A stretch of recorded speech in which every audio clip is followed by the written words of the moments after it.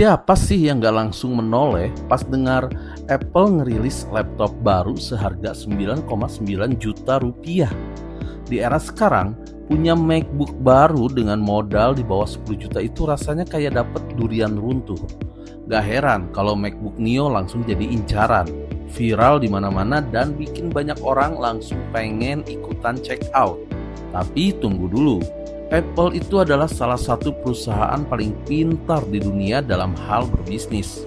Mereka nggak mungkin tiba-tiba jadi yayasan sosial yang bagi-bagi laptop murah tanpa ada strategi di baliknya. Murah di standarnya Apple, pasti ada harga yang harus dibayar di sektor lain.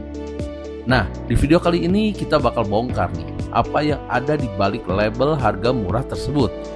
Gue akan kasih tahu kalian 3 alasan kuat kenapa MacBook Neo ini bukan buat semua orang. Jadi sebelum kalian terlanjur boncos dan menyesal setelah beli, pastikan kalian tonton video ini sampai habis.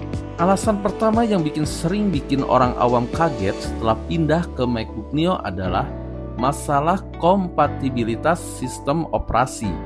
Banyak dari kita yang dari zaman sekolah, kuliah, sampai kerja udah mendarah daging pakai ekosistem Windows.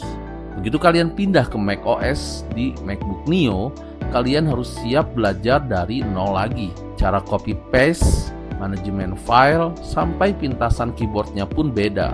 Tapi yang paling parah adalah urusan aplikasi. Buat mahasiswa atau pekerja teknik atau akuntansi, banyak software kuliah khusus, aplikasi akuntansi lokal, atau sistem kasir toko online yang hanya didesain untuk berjalan di Windows. Di macOS, aplikasi itu nggak akan bisa dibuka sama sekali. Buat yang suka hiburan, jangan harap kalian bisa main game-game populer bareng temen tongkrongan kalian di laptop ini. Game sekelas Valorant, Counter-Strike, atau game-game di Steam rata-rata tidak bersahabat dengan arsitektur chip Apple.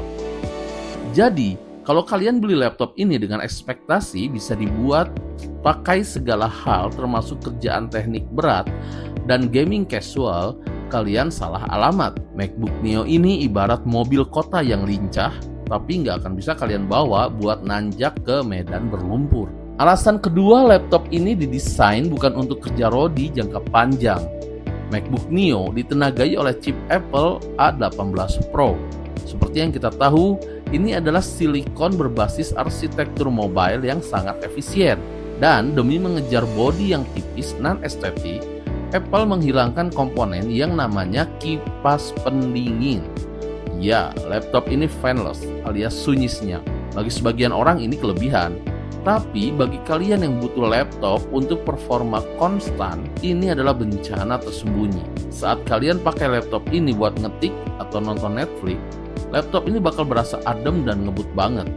Tapi, begitu kalian pakai buat tugas berat yang memakan waktu lama seperti rendering video 4K di CapCut, ekspor ratusan foto di Lightroom, atau bikin desain grafis multilayer di Photoshop, suhu di dalam bodi laptop ini akan mulai naik.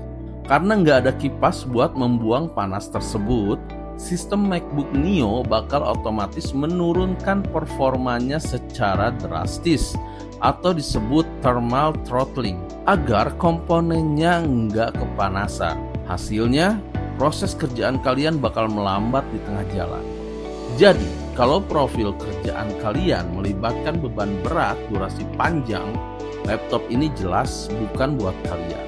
Alasan ketiga yang bikin MacBook Neo ini bukan buat semua orang adalah adanya biaya tersembunyi di balik kata murah. Mari kita belak-belakan.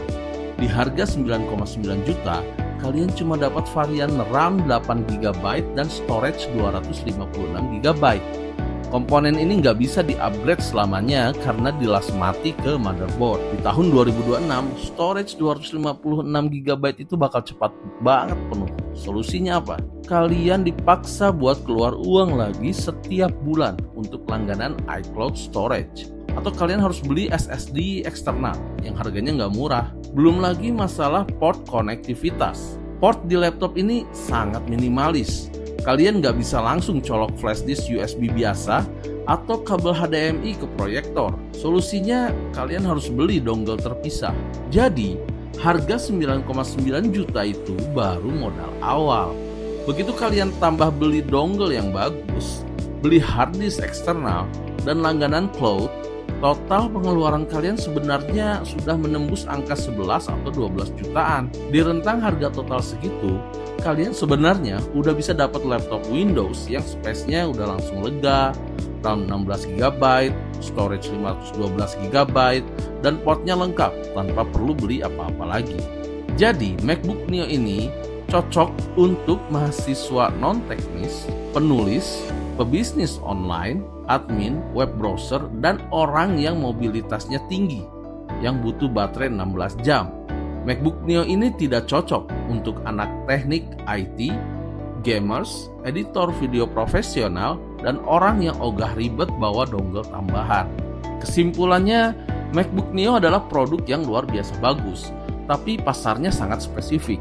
Laptop ini diciptakan buat mereka yang butuh laptop casual, baterai super awet, layar cantik, dan kemewahan desain dengan budget seminimal mungkin. Tapi kalau kalian ada tipe pengguna yang butuh fleksibilitas tinggi, doyan main game, butuh penyimpanan lokal yang lega tanpa batas, dan butuh aplikasi-aplikasi khusus Windows, uang 10 juta kalian bakal jauh lebih bernilai kalau dibelikan laptop Windows konvensional seperti Lenovo IdeaPad Slim 3 atau Asus VivoBook.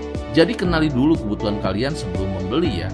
Jangan sampai cuma karena lapar mata lihat logo Apple murah, kalian malah tersiksa pas menggunakannya sehari-hari. Kira-kira setelah dengar 3 alasan tadi, kalian termasuk tim yang cocok pakai MacBook Neo atau tim yang mending bertahan di Windows nih? Tulis argumen kalian di kolom komentar bawah ya. Jangan lupa klik like kalau video ini menyelamatkan dompet kalian, share ke teman kalian yang lagi galau, dan pastinya klik subscribe biar kalian gak ketinggalan video edukasi gadget seru lainnya.